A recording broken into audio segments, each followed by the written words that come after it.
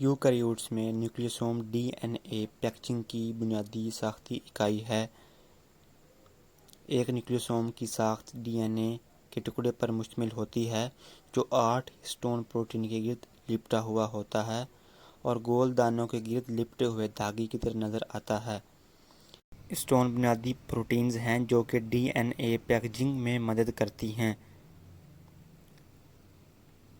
जैसा कि ये प्रोटीन्स 8 हैं, इसलिए इन्हें हिस्टोन ऑक्टामर कहते हैं। ये हिस्टोन प्रोटीन्स में से हर एक 2 अनुकूल पर मुश्तमिल है जो कि H1, H2, H3 और H4 हैं। हिस्टोन ऑक्टामर डीएनए के तकरीबन 180 बेस पेयर से घिरा हुआ होता है।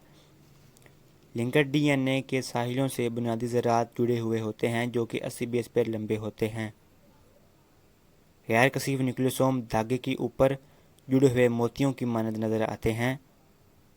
क्रोमैटिन फाइबर न्यूक्लियोसोम के जुड़ने से तश्कील पाते हैं।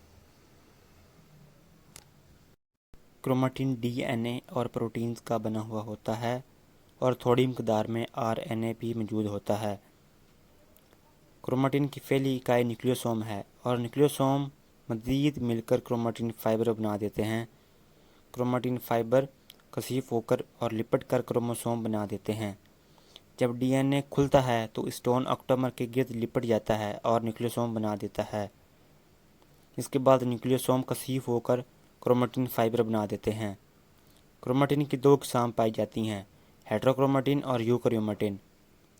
हेटेरोक्रोमैटिन कसीफ क्रोमैटिन साख्त रखता है और ट्रांसक्रिप्शन के लिए नाअहल है।